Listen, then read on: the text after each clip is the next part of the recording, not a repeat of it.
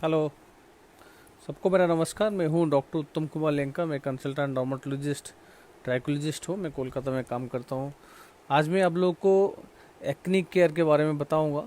अगर किसको एक्नी है तो कैसे वो एक्नी को हटाएगा और क्या क्या ट्रीटमेंट होता है, बेसिक स्किन केयर रेजिमेन क्या होता है, इसके बारे में डिटेल्स बताऊंगा। ये 10-15 मिनट का सेशन होगा। अगर किसी को कुछ डाउट है तो हम इसको सेशन को एक्सटेंड करेंगे, आपका डाउट को क्लियर करेंगे। तो चलिए शुरू करते हैं पहले कि एक्नी होता क्यों है। जो पिंपल या एक्नी हमारा तीन कारण से होता है। पहला होता है जिसका ऑयली स्किन होता है, जिसका ज़्यादा ऑयल सिक्रेशन होता है, तो वो ऑयल आके जब बाहर रहता है वो डर्ट यानी मैला के साथ मिलता है और डेड स्किन के साथ कंबाइन करता है, तो वहाँ पे बैक्टीरिया जमा होता है। बैक्टीरिया एक होता है प्रोपियोनोबैक्टीरिया एक्नी। ये बैक्टीरिया उस चीज़ को खाता है और ये इसके लिए खाना है। ये खाना जब उसको मिलता है तो वहाँ पे वो ग्रोथ होने लगता है। तो ये जब वहाँ पे ग्रोथ होता है, बैक्टीरिया ग्रोथ होता है, तो वहाँ पे इन्फ्लामेशन होता है।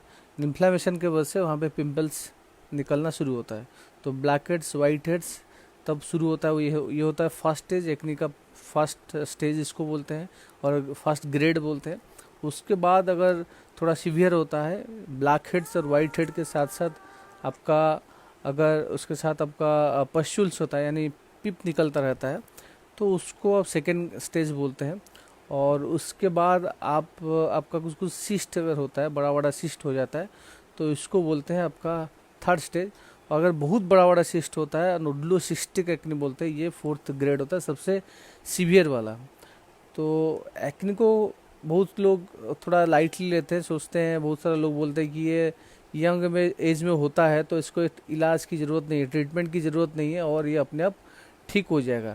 तो ऐसा कुछ कुछ लोगों का ठीक होता है, बिल्कुल होता है, लेकिन सबको ऐसा नहीं करना चाहिए। हम हमेशा बोलते हैं prevention is better than cure. इसका मतलब है कि आपको अगर पहले से ही आप इलाज करते हैं कोई चीज़ का, तो बाद में वो बढ़ता नहीं है और वो स्कार नहीं बनता है। बहुत सारे लोग का क्या होता है, इनिशियल स्टेज में जब थोड़ा बहुत होता है उसको ट्रीटमेंट नहीं करते हैं, दबाते रहते हैं, पपिंग करते हैं। तो ये दबाने से, पपिंग करने से आपका जो पिंपल है वो नीचे चले जाता है। तो ये यानी आप अगर पिंपल को पकड़ के से दबाते हैं तो वहाँ पे जो बैक्टीरिया है, तो स्किन इंजर होने के बाद वो स्किन के डिपर लेयर में अंदर चले जाता है, जिसके वजह से आपका और ज़्यादा वो पिंपल बढ़ जाता है, फूल जाता है और वहाँ पे ब्लैक स्पॉट हो जाता है। जब हील होता है ब्लैक स्पॉट होता है। कभी कभी अगर बड़ा पिंपल है तो वहाँ पे स्कार बन जाता है, बड़ा बड़ा स्कार।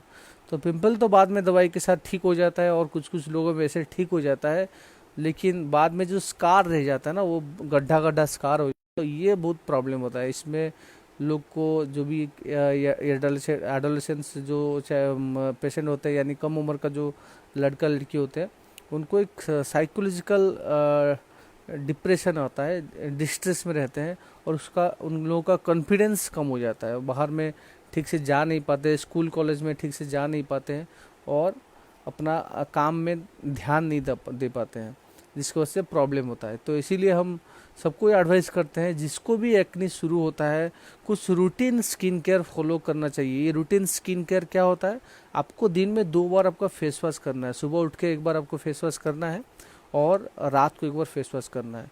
फेस वॉश करने के बाद आपको कोई भी एक मॉइस्चराइज़र, जो आपका एक्वास बेस हो या जेल बेस हो, जो लाइट हो, जिसमें नॉन कॉमेडोजेनिक लिखा होना चाहिए, जिसमें लेबल में उसका कवर में लिखा होना चाहिए कि नॉन कॉमेडोजेनिक और ऑयल फ्री। तो वैसा वाला मॉइस्चराइजर लगाना चाहिए जिसमें आपका पेट्रोलियम हो, जिसमें मिनरल ऑयल हो, जिसमें सिया बटर, कोको बटर हो। ऐसा वाला को अवॉइड करना चाहिए क्योंकि ये कॉमेडोजेनिक होता है और इससे आपका एक्ने या पिंपल बढ़ सकता है।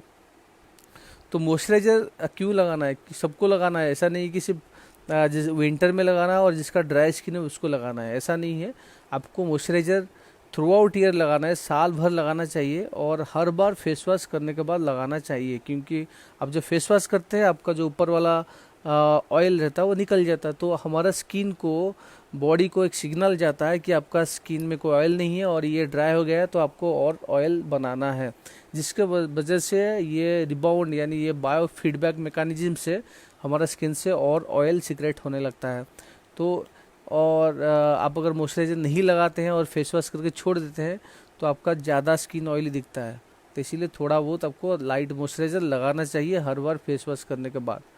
और फेस वॉश करने के बाद आपको जब बाहर निकलते हैं आपको सनस्क्रीन लगाना चाहिए। सनस्क्रीन कैसा होना चाहिए, जो आपका फिजिकल सनस्क्रीन यानी जिसमें कंपोजिशन में जिंक ऑक्साइड हो, टाइटेनियम ऑक्साइड हो, वैसा वाला लगाना चाहिए। केमिकल सनस्क्रीन आप अवॉइड करिए अगर आपका ऑयली स्किन ज़्यादा है और आपका ज़्यादा पिंपल होता है।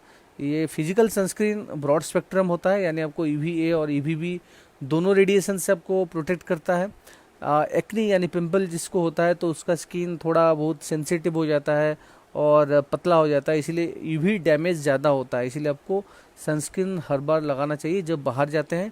ऐसा नहीं कि आप एक बार सनस्क्रीन लगा दिए तो सारे दिन भर आपका काम हो गया, ऐसा नहीं है। हर बार आपको सनस्क्रीन 3-4 घंटे बाद रिपीट करना है। एक सनस्क्रीन का काम आपको सिर्फ 3 से 4 घंटा प्रोटेक्शन देना, इतना ही होता है और ज़्यादा टाइम नहीं दे पाता है। इसके लिए आपको सनस्क्रीन लेके कैरी करना है। अगर आप आउटडोर एक्टिविटीज़ यानी बाहर में ज़्यादा घूमते हैं तो आपको सनस्क्रीन फिर रीअप्लाई करना है। और सनस्क्रीन हमेशा आप जब बाहर निकलते हैं 15 मिनट पहले लगा के निकलिए, क्योंकि सनस्क्रीन का एक्शन 10-15 मिनट के बाद ही शुरू होता है। तुरंत लगा के निकलेंगे तो इतना इफेक्ट नहीं मिलेगा। और फिजिकल सनस्क्रीन थोड़ा बहुत कॉस्टली होता है और आजकल बहुत मैट फिनिश वाला आ रहा है जो आपको अच्छा लुक देता है, तो वैसा वाला सनस्क्रीन लगाइए। और टोनर की बात करेंगे, टोनर नॉर्मली हम तो ऐसे रिकमेंड नहीं करते, लेकिन जिसका ऑयली स्किन ज़्यादा ऑयली स्किन है वो लगा सकते हैं।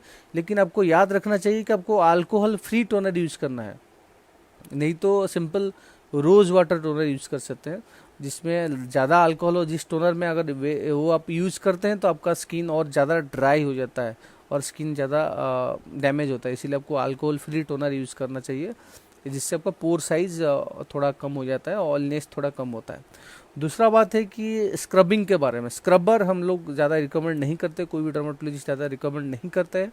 अगर आपको बहुत ज़्यादा एक्सेसिव ऑयली स्किन है तो आप कर सकते हैं, लेकिन वो भी आपको लिमिटेड यानी 10-15 दिन में एक बार कर सकते हैं।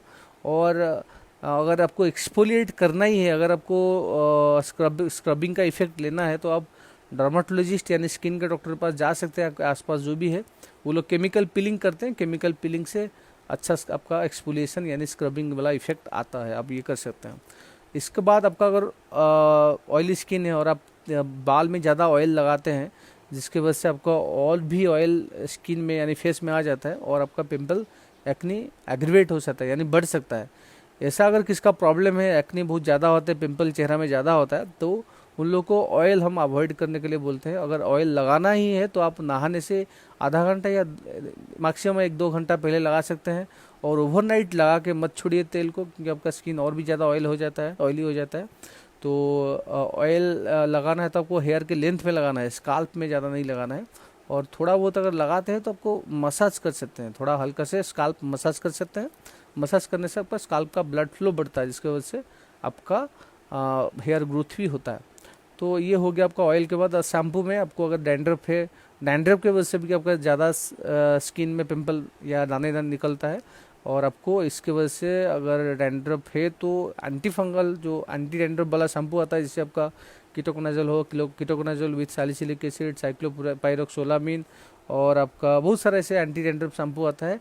आप ये शैम्पू यूज़ कर सकते हैं, हफ्ते में आपको 2 से 3 बार कर सकते हैं। ऐसा नहीं कि बहुत लोग वो सोचते हैं कि ज़्यादा बार शैम्पू करेंगे तो बाल गिर जाएगा, ऐसा बिल्कुल भी नहीं है। आपका शैम्पू करने से बाल गिरने से कोई मतलब नहीं है, बाल नहीं गिरेगा। आप शैम्पू कर सकते हैं, आपको हेयर वॉश कर सकते हैं। हेयर वॉश का काम है सिर्फ आपको हेयर को वॉश करना है, साफ करना है।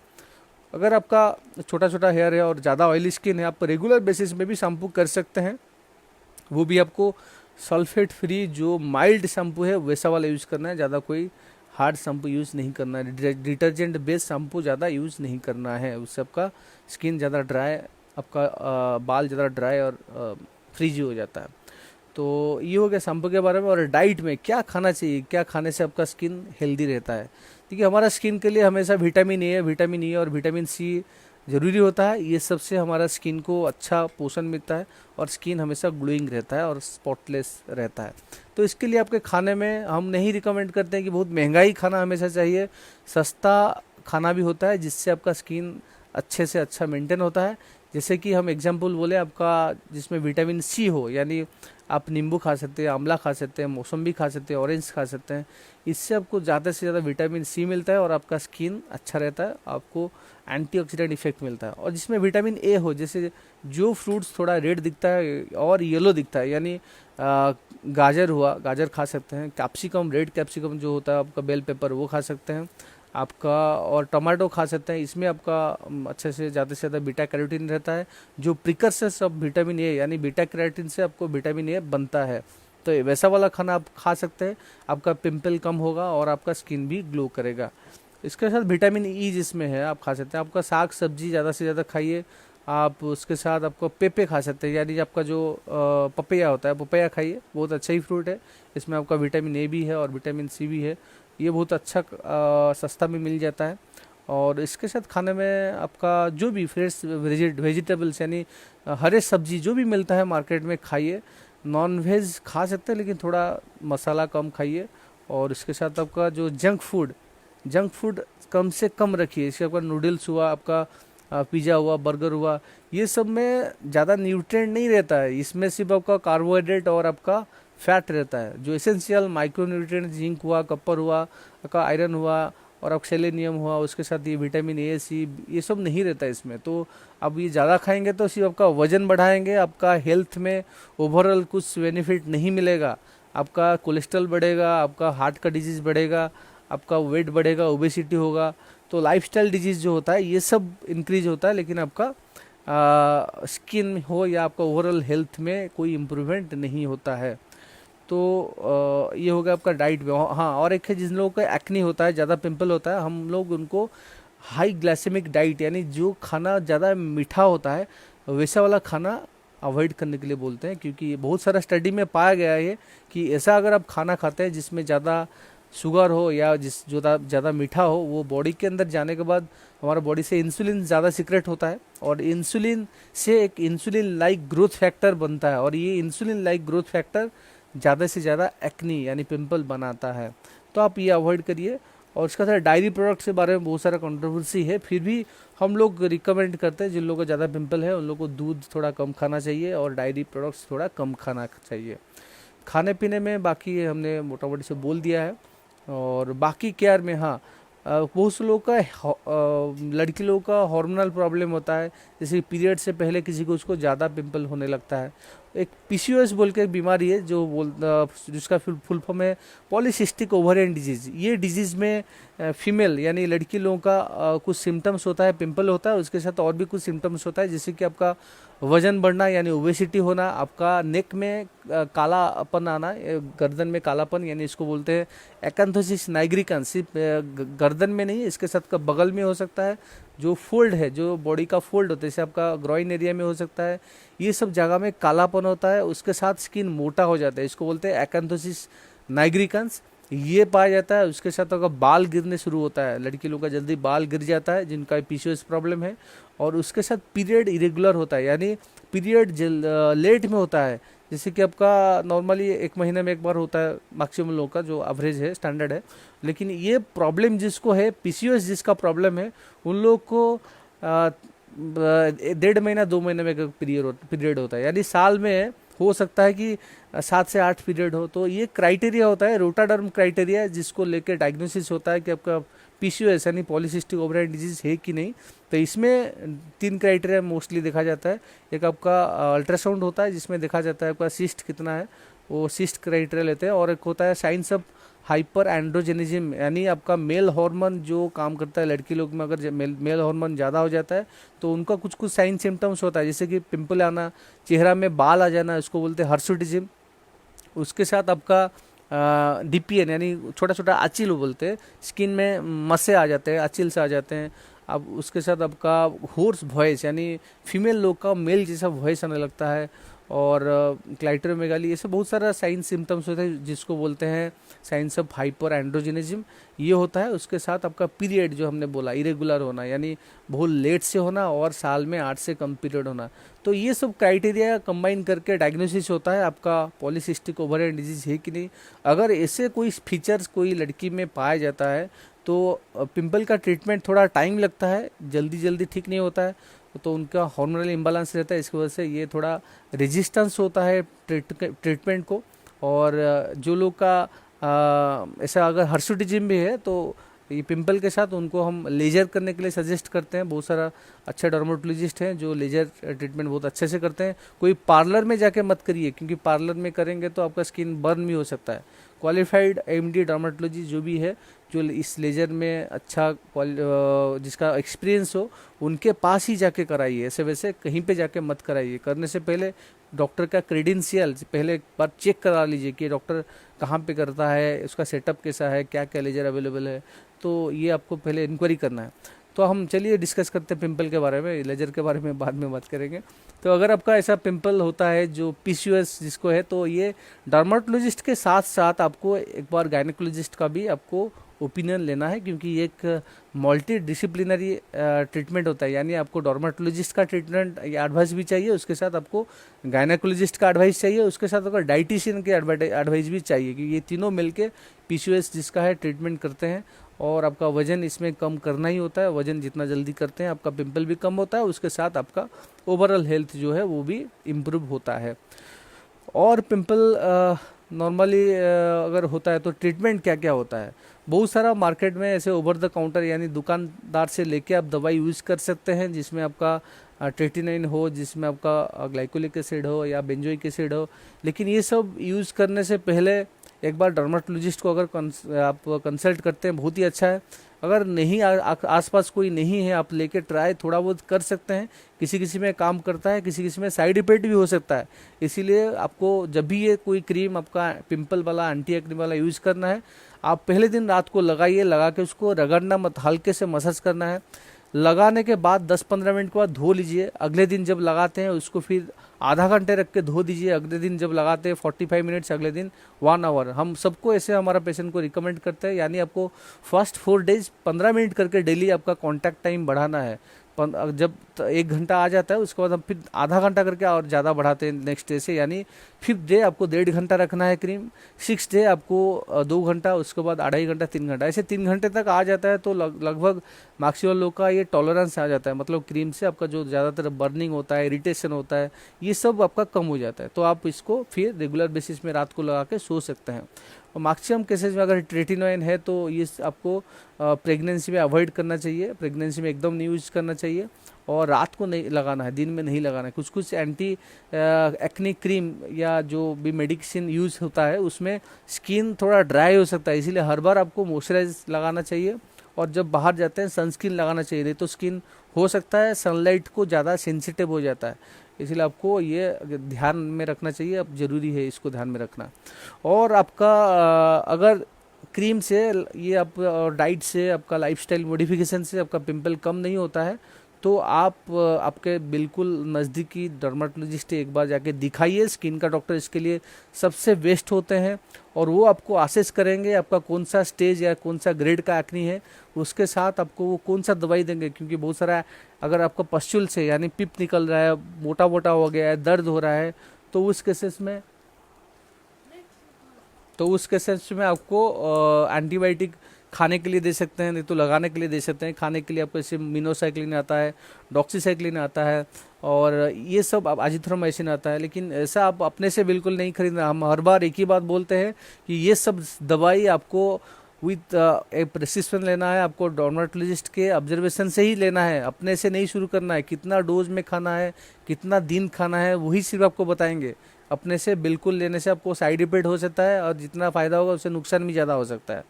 और इसके साथ आपको एंटीबायोटिक क्रीम लगाने के लिए दे सकते हैं, इरिथ्रोमाइसिन, क्लिंडामाइसिन और डैप्सन ऐसे बोल के जेल भी आता है, आप वो भी लगा सकते हैं। उसके साथ सबसे अच्छा वाला दवाई जो हमारा फेवरेट है और मैक्सिमम लोग में काम करता है वो है आइसोट्रेटिनोइन। एक आइसोट्रेटिन दवाई है जो आपका पिंपल का यानी जो भी पाथवे मैकेनिज्म है, यानी आपका सेबम सिक्रेशन, ऑयल सिक्रेशन कम करता है, आपका केराटोलाइटिक इफेक्ट होता है, यानी आपका डेड स्किन हटा देता है। तो ये सारे पाथवेज को कम करता है, जिसकी वजह से इसका बहुत ही अच्छा रिजल्ट आता है और मैजिकल इम्प्रूवमेंट होता है 2-3 महीना करने के बाद। इसके लिए आपको पेशेंस रखना है। ऐसा नहीं कि आपको 15 दिन शुरू कर दिया तो ठीक हो जाएगा। आपको डॉक्टर के ऊपर ट्रस्ट करना है और आपको ये रेगुलर बेसिस में खाना है। ये दवाई कितना डोज में खाना है और कब तक खाना है, आपका जो डर्मेटोलॉजिस्ट है वो आपको ही बोलेगा। इसको शुरू करने से पहले कभी कभी लिपिड प्रोफाइल टेस्ट किया जाता है, क्योंकि ये एक साइड इफेक्ट इसका होता है, जो होता है ट्राइग्लिसराइड ज़्यादा, मतलब बॉडी में जो ट्राइग्लिसराइड लेवल है उसको ज़्यादा कर देता है। तो इसीलिए जिसका ऐसा प्रॉब्लम है फैमिली में, किसी का अगर लिपिड प्रोफाइल डिरेज्ड रहता है, यानी लिपिड में प्रॉब्लम रहता है, कोलेस्ट्रॉल ट्राइग्लिसराइड ज़्यादा होता है, तो उन लोग को ये नहीं दिया जाता है। और थोड़ा बहुत अबनॉर्मल है तो विथ लाइफस्टाइल मॉडिफिकेशन, यानी आपको एक्सरसाइज करने के लिए दिया जाता है, आपका वजन कम करने के लिए दिया जाता है, उसके साथ ये दवाई आप शुरू कर सकते हैं। ये दवाई अगर आप कोई लेता है तो उसको उस टाइम में ब्लड डोनेट नहीं करना चाहिए, क्योंकि वो ब्लड अगर कोई प्रेग्नेंट या जो कंसीव करने का प्लान कर रहा है उसके पास गया तो उसको बच्चे को डिफेक्ट हो सकता है, क्योंकि ये एक ऐसा दवाई है जो प्रेगनेंसी में एकदम स्ट्रिक्टली कंट्राइंडिकेटेड है। मतलब प्रेगनेंसी या जो लोग प्लान कर रहे हैं प्रेगनेंसी के लिए, उन लोगों को ये एकदम नहीं खाना चाहिए, क्योंकि ये खाने से बच्चा का प्रॉब्लम होता है और बच्चा का हैंडीकैप यानी विकलांग बच्चा पैदा हो सकता है। तो ऐसा वैसा ये दवाई नहीं, अच्छा तो बहुत है, लेकिन हर चीज़ का एक अच्छा इफेक्ट रहता है। आप अगर उसका सही तरह से यूज करेंगे तो उसके लिए आपको अच्छा रिजल्ट मिलता है, अगर उसका कोई गलत इस्तेमाल करें तो आपको बुरा रिजल्ट मिलता है।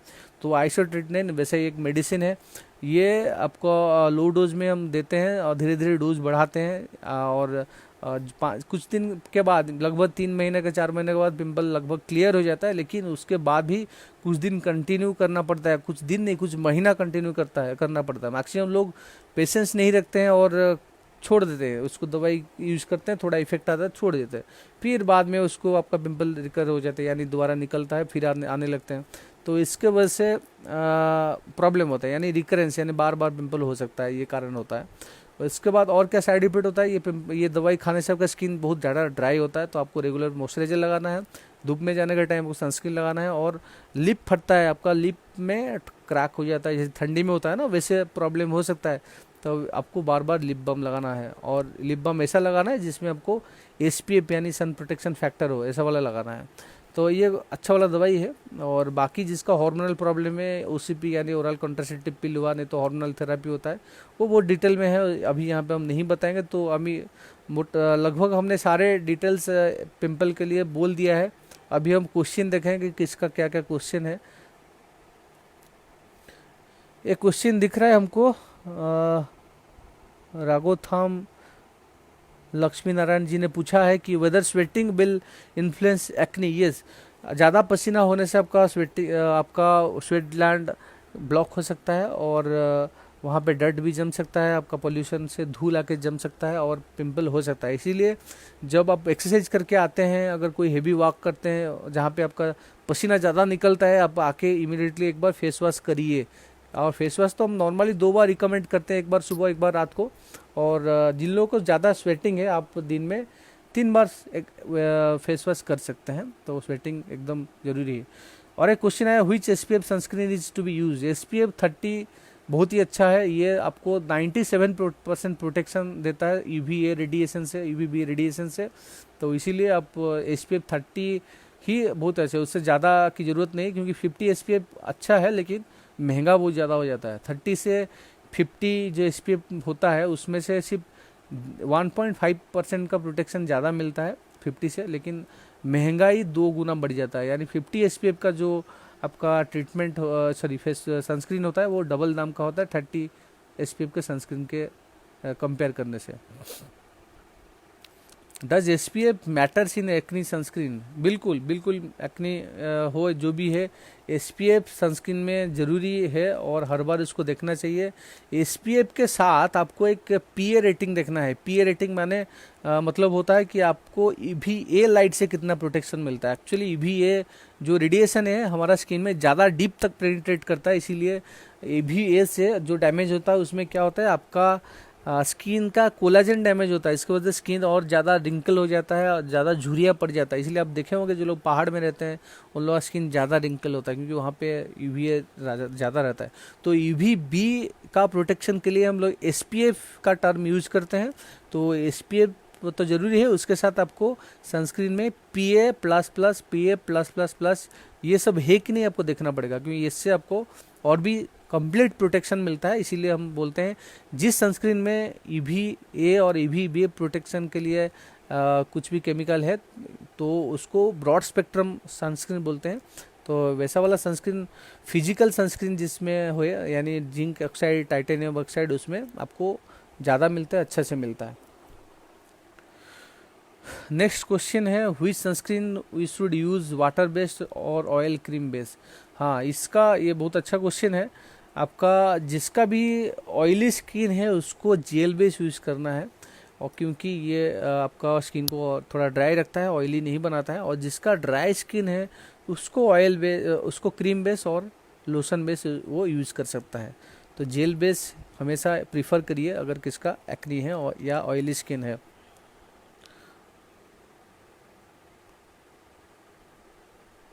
ठीक है, और कोई क्वेश्चन है तो पूछ सकते हैं। अगर क्वेश्चन ख़त्म हो गया तो हम ये सेशन एंड कर देंगे।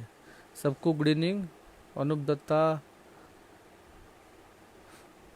आर्य कुमार बांडर भैया थैंक यू, गुड इवनिंग। संतोश्री, जदीप अधिकारी थैंक यू। सबको गुड इवनिंग, सबको गुड इवनिंग। और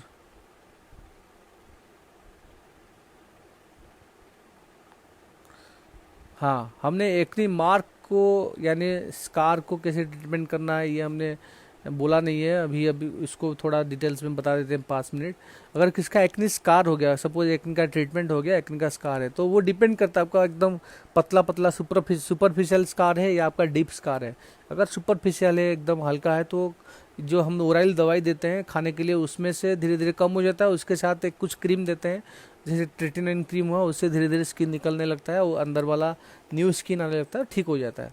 अगर इसका बहुत बड़ा बड़ा गड्ढा गड्ढा स्कार है तो उसमें आपको सबसे बेस्ट तो लेज़र ट्रीटमेंट होता ही है, लेकिन लेज़र कॉस्टली होता है। लेज़र जो अफोर्ड कर सकते हैं उनके लिए हम एकदम रिकमेंड करेंगे वो, लेकिन ये सिंगल सेशन से नहीं होता है। आपका कितना डेप्थ है वो असेस करने के बाद बता सकते हैं कि कितना सेशन लगता है। लगभग पकड़ लीजिए 2-3 सेशन तो लगता ही है, और एक एक सेशन मिनिमम 4 हफ्ता से या 4 नहीं, मतलब 2 महीने से 2.5 महीने के बाद, या नहीं तो 1.5 से 2 महीने के बाद एक सेशन होता है। उसके बाद आपका इम्प्रूवमेंट बहुत अच्छा होता है, लेकिन 100% कभी ठीक नहीं होता है।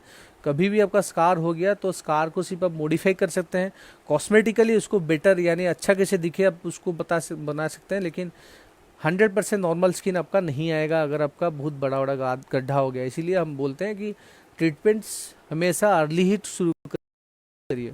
और एक ट्रीटमेंट होता है सब्सिजन, यानी आपका जो स्किन अंदर बहुत घुस गया है, नीडल लेके अंदर से उसको ऊपर उठाते हैं, उसको बोलते हैं सब्सिजन। और आपका स्कार रिवीजन होता है, यानी स्कार अगर बहुत बड़ा बड़ा है उसको पंच एलिवेशन, पंच नीडल होता है, उसको धीरे धीरे वो काट के निकाल देते हैं और स्किन को स्टिच कर देते हैं। तो ये होता है। और एक डर्मा रोलर बहुत अच्छा वाला ट्रीटमेंट है। डर्मा रोलर ट्रीटमेंट हमारा वीडियोज है। मेरा जो लोग यहाँ पे नया है, मुझे नहीं जानते, मैं कंसल्टेंट डर्मेटोलॉजिस्ट कोलकाता से हूँ। मैं डॉक्टर उत्तम कुमार लेंका। मेरा एक यूट्यूब चैनल है जिसमें मैं हेल्थ रिलेटेड बहुत सारा वीडियोज बनाता हूँ, जो आपका सिंपल हिंदी में रहता है, सबको समझने में आसान होता है। आप doctor Uttam Kumar Lenka skin and hair से मेरा यूट्यूब चैनल में जा सकते हैं।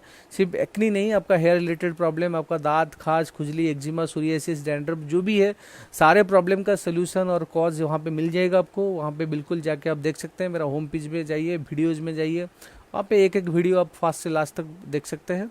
और सारे से सारे डाटा ऑथेंटिकेट है। सारे के सारे डाटा हमने जो डर्मेटोलॉजी टेक्स्ट बुक से होता है, जो गाइडलाइंस सारे डर्मेटोलॉजिस्ट ऑल इंडिया में फॉलो करते हैं, वैसा वाला डाटा हम आपको देते हैं। इसीलिए इधर उधर जाने की कोई ज़रूरत नहीं है। और दूसरा बात है कि सिर्फ स्किन को लेके नहीं, हम दूसरे भी, जैसे कोरोना वायरस के बारे में हमने बहुत सारे वीडियोज़ बनाए हैं। जो इंटरेस्टेड है जाके मेरा यूट्यूब चैनल में जाके सब्सक्राइब करिए, वहाँ पे देख सकते हैं, और भी डाटा आपको बहुत सारा मिल जाएगा। और तो एक्नी स्कार के बारे में हम बोल लेते हैं। हाँ, डर्मा रोलर ट्रीटमेंट भी हमने वहाँ पे डिटेल्स में बताया है। एक हमारा वीडियोज भी वहाँ पे अपलोड है कि कैसा डर्मा रोलर ट्रीटमेंट होता है। डर्मा रोलर एक मशीन होता है जिसमें छोटा छोटा नीडल रहता है, एक रोलर, जैसे अब रोड का रोलर होता है ना, रोड को प्लेन करते हैं, कोई रोड गड्ढा है क्या है तो उसको रोड रोलर चला के उसको प्लेन करते हैं। वैसे हम लोग का स्किन का रोलर होता है, उसको साइंटिफिक टर्म में बोलते हैं डर्मा रोलर और माइक्रो नीडलिंग ट्रीटमेंट। इसमें आपका स्किन के ऊपर रोलर चला जाता है, वो एनेस्थीसिया देने के बाद, इसमें थोड़ा पेन भी होता है, और आपका एनेस्थीसिया देने के बाद अगर अच्छा एनेस्थीसिया हुआ तो पेन ज़्यादा नहीं होता है। तो ये डर्मा रोलर ट्रीटमेंट से आपका एक्नी स्कार बहुत हद तक ठीक हो जाता है।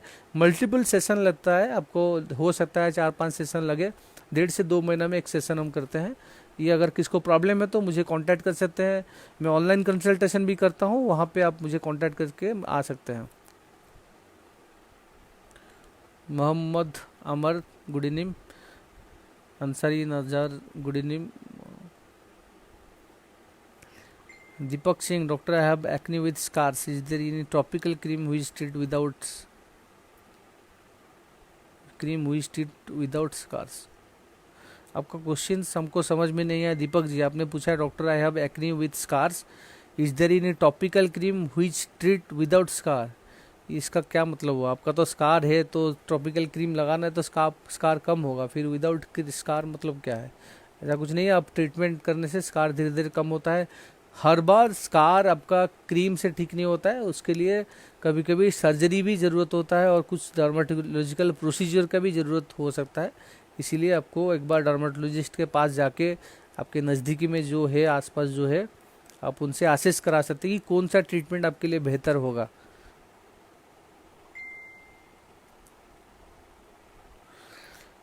मे I know the age group of children for acne? Yes Kishore ji, age group ऐसा एग्जैक्टली कोई एज ग्रुप नहीं है। पहले तो 13-14 साल से शुरू होता था, लेकिन आजकल ये 10-11 साल में भी शुरू हो रहा है आजकल एक्ने, क्योंकि हार्मोनल प्रॉब्लम या हार्मोन का सिक्रेशन बहुत कम उम्र में शुरू हो जाता है। आजकल लोग या बच्चे लोग बहुत जल्दी एडोलेसेंस पीरियड में चले जाते हैं। डाइट्स और अनहेल्दी लाइफस्टाइल और डाइट के प्रॉब्लम की वजह से ये जो पीरियड हुआ ये जल्दी होने लगता है। नहीं तो हार्मोनल चेंजेस, हार्मोन सिक्रेशन जल्दी होने लगता है, इसीलिए 9 साल 10 साल के बच्चे में भी एक्नी शुरू हो जाता है। वैसे इन्फेंटाइल एक्नी है वो अलग ग्रुप का है और एडल्ट एक्नी अलग ग्रुप का है, लेकिन जो मेन ग्रुप होता है वो आपका 13 साल से 21 साल या 24 साल तक रहता है। ये अब एक्नी भलगारी से बोलते हैं और कॉमन एक्नी इसको बोलते हैं। इधर इन topical cream available moisturiser? Yes, बहुत सारा क्रीम है जो मॉइस्चराइजर के साथ ही आता है, आप भी यूज कर सकते हैं Deepak ji. How about encapsulated chemical sunscreen doctor?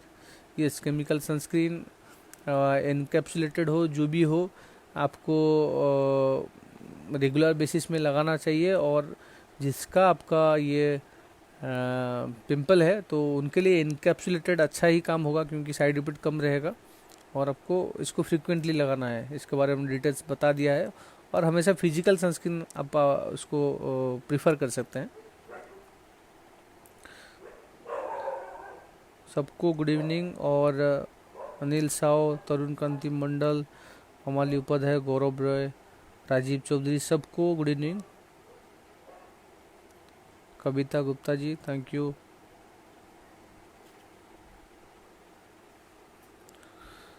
How to prevent acne scar doctor? Prakash Mali ने पूछा है कैसे एक्नी स्कार को प्रिवेंट कर सकते हैं। हमने हमेशा बोला है, हर बार बोला है, prevention is better than cure.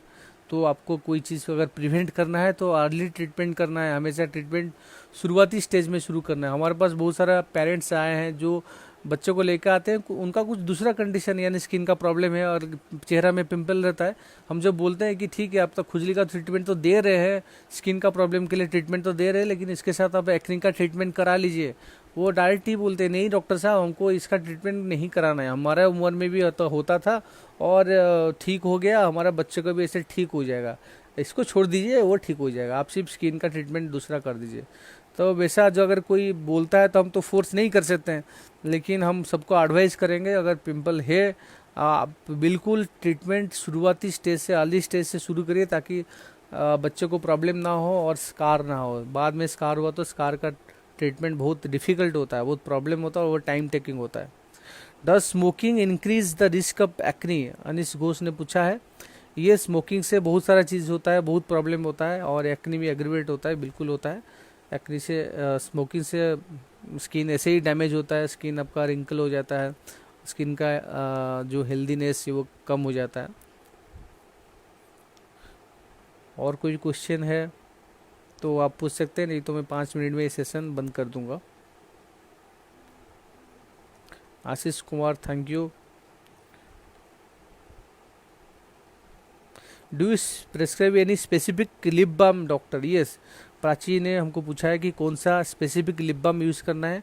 जो लिप बाम जिसमें आपका SPF हो यानी सन प्रोटेक्शन फैक्टर हो, इस मैक्सिमम जो लिप बाम आता है जो मेडिकेटेड होता है हम लोग प्रिस्क्राइब करते हैं, उसमें 10 या 15 SPF रहता है सन प्रोटेक्शन फैक्टर, तो आप उसको यूज़ कर सकते हैं।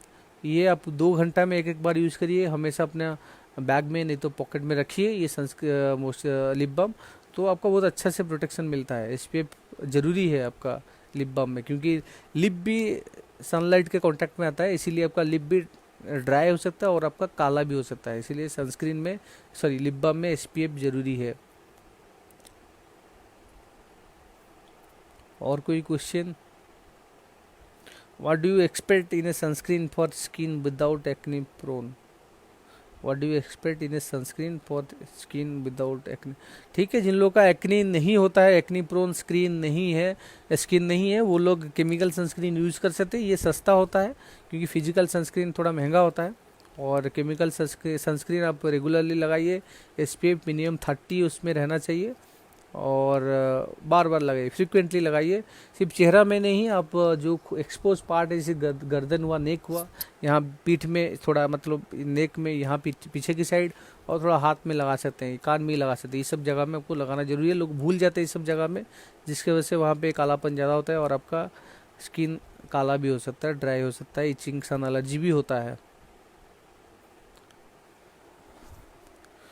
ऋतुराज तनवार ने क्वेश्चन किया, sir our doctor prescribed us anti gel moisturiser and sunscreen, so what is the schedule to use the 3 things? I mean what should be use first and what should be use later? Yes, ये हमने पहले भी बताया, शायद आपने late में join किया है। आप ये वीडियो दोबारा शुरुआत से देख सकते हैं, नहीं तो मेरा चैनल है, यूट्यूब चैनल, वहाँ पे जाके सारे डिटेल्स देख सकते हैं। दोबारा हम थोड़ा शॉर्टकट में बता देते हैं। सबसे पहले आपको सुबह उठ के फेस वॉश करना है। फेस वॉश के बाद लाइट कोई मॉइस्चराइजर लगाना है। मॉइस्चराइजर के बाद अगर पिंपल है तो आप एंटी एक्ने वाला जो पिंपल वाला क्रीम है, पिंपल में लगा लीजिए, और उसके बाद आप ऊपर में सनस्क्रीन लगाइए जब अगर कोई बाहर निकलते हैं, धूप में निकलते हैं, क्योंकि सनस्क्रीन का काम है आपको बाहर से प्रोटेक्ट करना, बाहर की सनलाइट से प्रोटेक्ट करना, इसीलिए बाहर की तरफ इसको लगाना चाहिए। और आपको एंटी एक्नी जो मेडिकेशन है, जो क्रीम है, उसको थोड़ा अंदर की तरफ लगाना है, इसलिए पहले उसको पहले लगाना है। और मॉइस्चराइजर लगाने के बाद जो भी क्रीम लगाते हैं आप, वो अच्छे से पेनिट्रेट करता है, स्किन में अच्छे से अंदर घुसता है और स्किन सॉफ्ट हो जाता है, इसीलिए और ज़्यादा काम अच्छा करता है। तो पहले फेस वॉश, उसके बाद मॉइस्चराइजर, उसके बाद एंटी एक्नी क्रीम, उसके बाद sunscreen.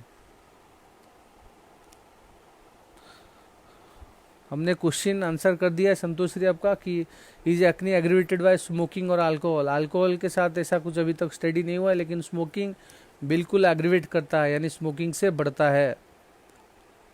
Suresh ji thank you, Gopal Malik thank you, welcome.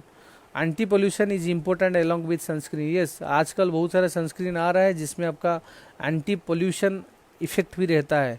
वो चीज़ भी आप देखिए सनस्क्रीन में, वो वाला चीज़ है कि नहीं। वो बहुत अच्छा काम करता है, लेकिन थोड़ा महंगा होता है।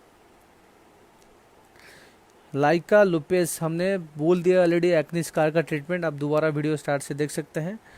Doctor, what is the role of azelaic for treating acne?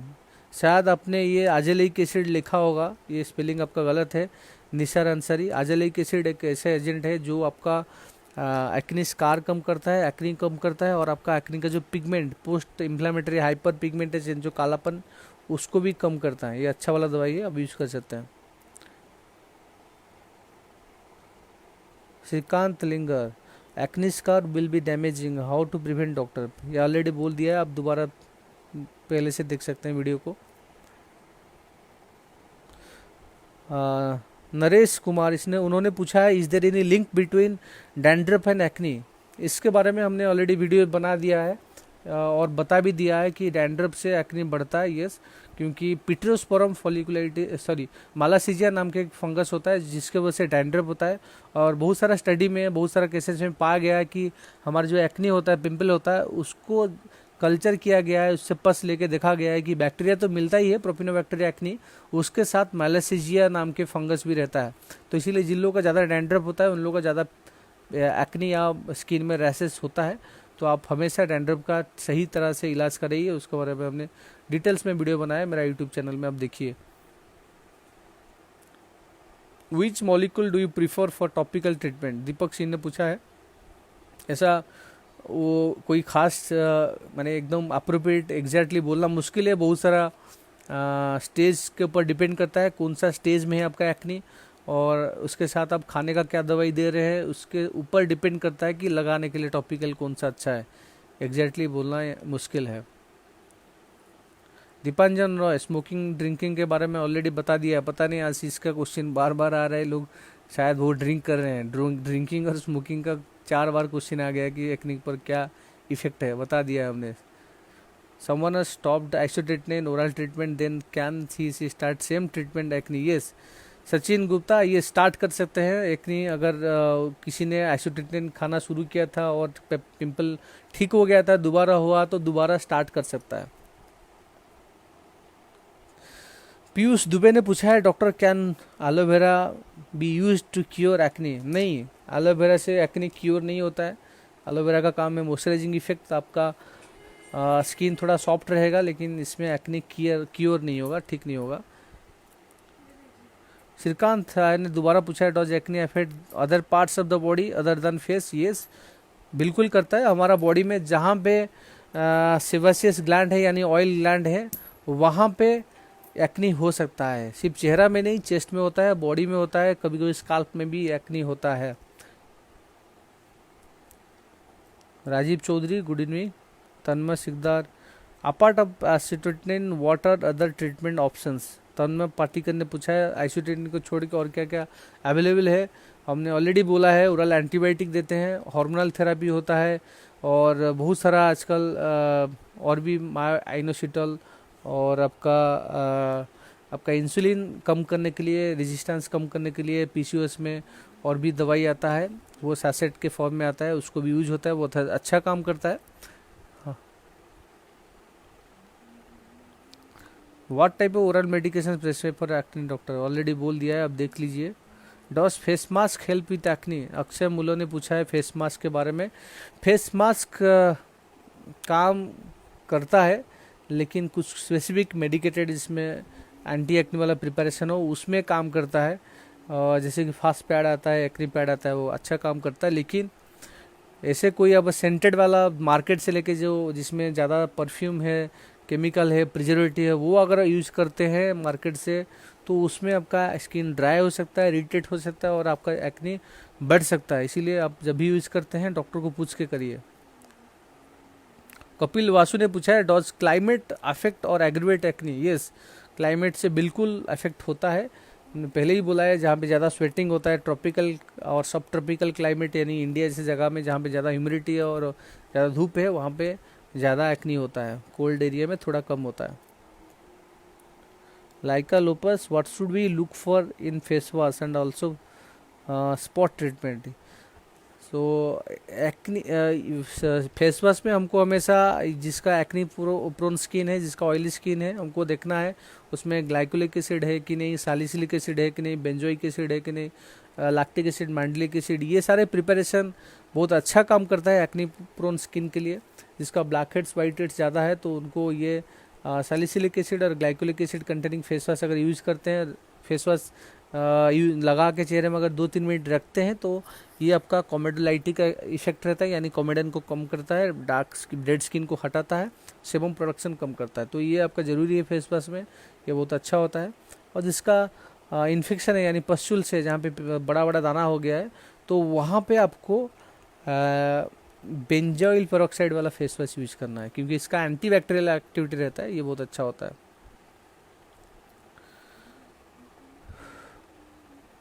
शायद क्वेश्चन सब खत्म हो गया है, सबका डाउट क्लियर हो गया है।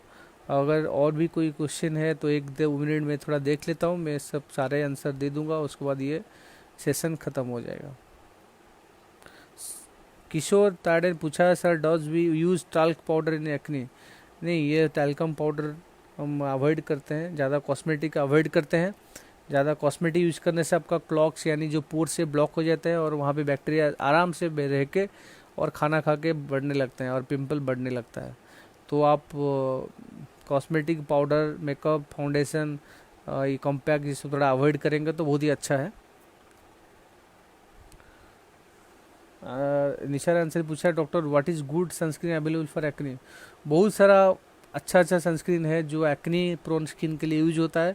हम कोई ब्रांड का नाम यहाँ पे नहीं लेंगे क्योंकि हम किसी को यहाँ पे फेवर नहीं करते। आपको अगर ज़रूरत है तो आप मुझे पर्सनल मैसेज कर सकते हैं यहाँ पे वो मैसेंजर में, नहीं तो मेरा यूट्यूब चैनल में जहाँ पे सनस्क्रीन पर मैंने वीडियो बनाया है वहाँ पे आप वहाँ पे वीडियो देख सकते हैं। और वहाँ पे मुझे कमेंट बॉक्स में क्वेश्चन करिए, मैं आपको ब्रांड, अगर किसी को कुछ भी मॉइस्चराइजर हो, सनस्क्रीन हो, किसी का ब्रांड की ज़रूरत है, लिप बाम हो, तो मैं सारे के सारे ब्रांड वहाँ पे लिखूँगा, यहाँ पे नहीं।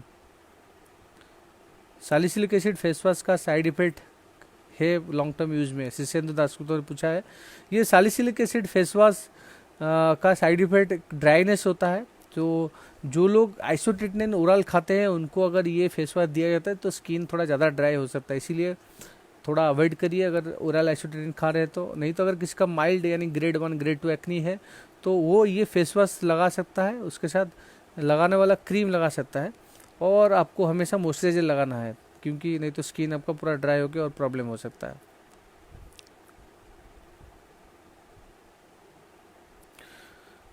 लास्ट क्वेश्चन आया है शिखा भारद्वाज की, which is good serum for acne.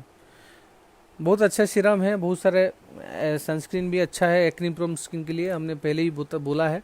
किसी को कुछ भी ब्रांड नेम की ज़रूरत है तो वो मेरा यूट्यूब चैनल में जाके वहाँ पे कमेंट कर सकता है, नहीं तो मेरा फेसबुक मैसेंजर में मुझे क्वेश्चन कर सकता है।